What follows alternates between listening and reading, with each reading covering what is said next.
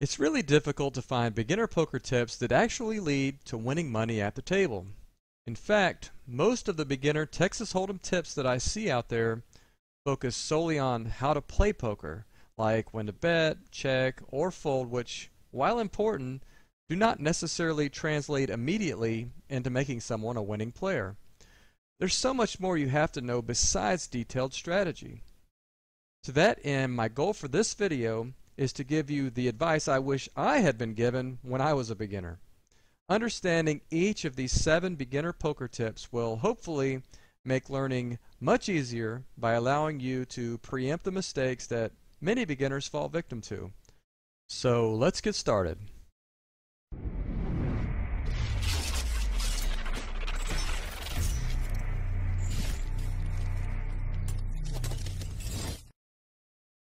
If you want to maximize your chances of becoming the best player you can possibly be, then you need to check your belief in luck at the door.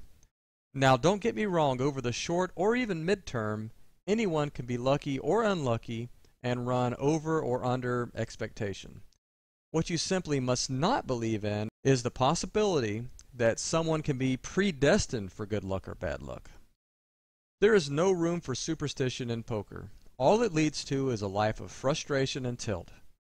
Otherwise, the first big downswing might lead you to believe in some kind of, cosmic conspiracy that maybe the poker gods simply don't like you. Just trust me on this tip. You control your own destiny, and if you're willing to work hard and manage your bankroll correctly, in the end, succeeding at poker is nothing but a numbers game. Position in poker means you either act first or you act last. When we talk about playing in position, we are talking about acting after your opponent. My number one fundamental in poker is to try and play in position more than your opponents. This gives you an informational advantage that sets you up for success. There are several reasons playing in position is so powerful. First of all, you can control the size of the pot. Since you get to act last while in position, you get to decide if that last bet gets to be put into the pot. Number 2, you have more bluffing opportunities.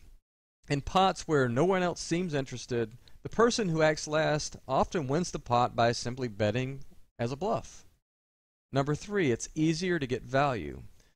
When you have a strong hand, being able to act last guarantees the ability to put in a bet on every single street. When out of position, your opponent can choose to pot control and check back if you happen to check the flop to them. So, how do we play in position more often? The simplest way is to play less hands in early position and in the blinds, and to play more hands in the seats at the table that will likely have you playing in position. Namely, I'm talking about the cutoff and the button. Reliance on some kind of tell is a big mistake in poker. If you have ever watched people play poker in movies or on television, you would think that the way to win is to learn someone's quote-unquote tell. While physical mannerisms do occasionally play into the decision-making process for a live player, it is only one very small piece of the puzzle when it comes to hand reading and adjusting to other players. The truth is that learning timing tells and betting patterns are much more reliable ways to figure out what your opponents are doing. For example, you might notice that an opponent bets small with strong hands and bets big when bluffing. This type of information is invaluable and should be documented through good note-taking while you play. Here are a few other tells to look out for. Taking a long time to act and then betting big or raising.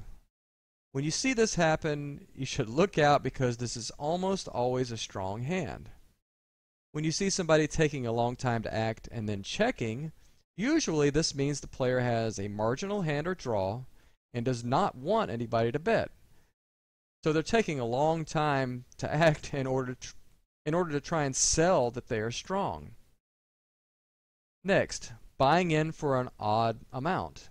If you see someone buying for something like $39.26, it's likely going to be their entire bankroll and they just came here to gamble it up.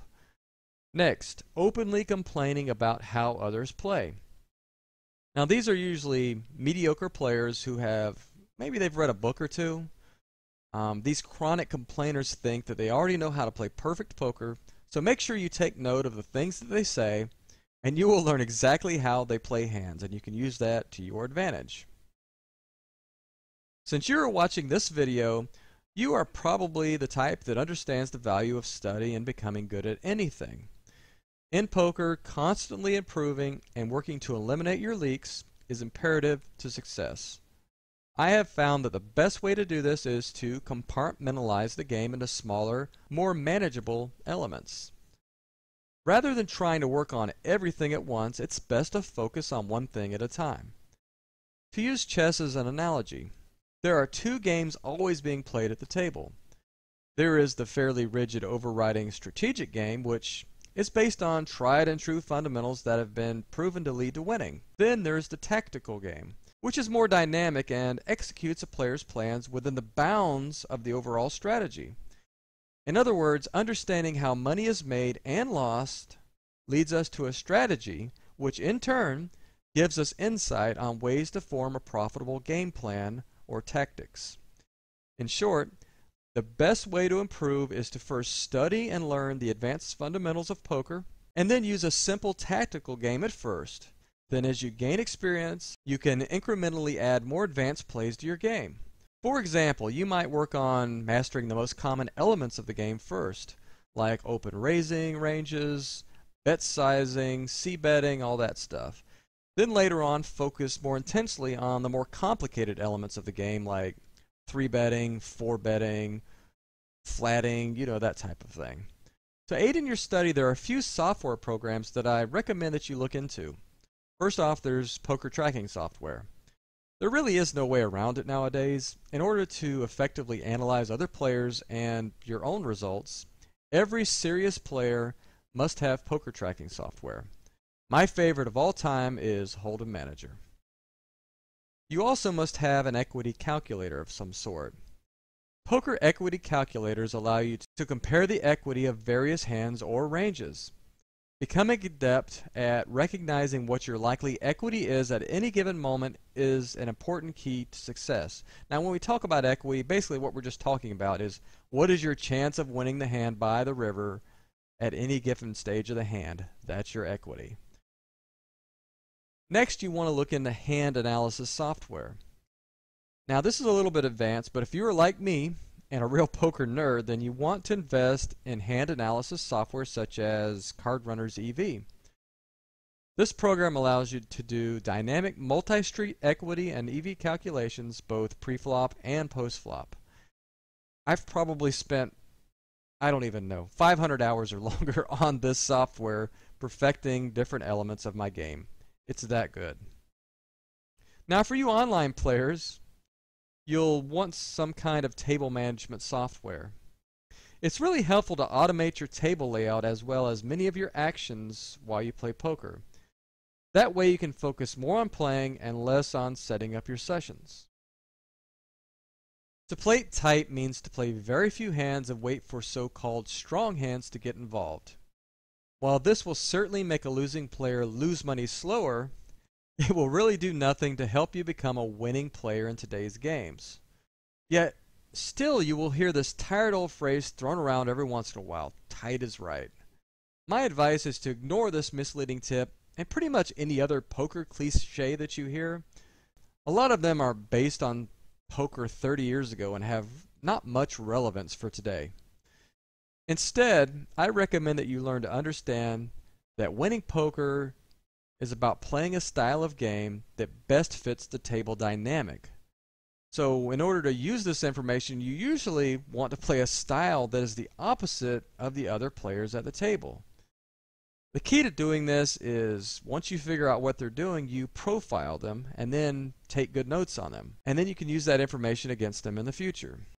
So for example, in general, when playing on a table with loose opponents, you want to follow a fairly straightforward and somewhat tight strategy, because this allows you to often dominate their weak ranges and gain value when they overcommit with marginal hands. The idea is to play mistake-free poker and make your money from the errors of the other players. On the other hand, if your opponents are very tight, you want to do the opposite and play very loose in order to capitalize.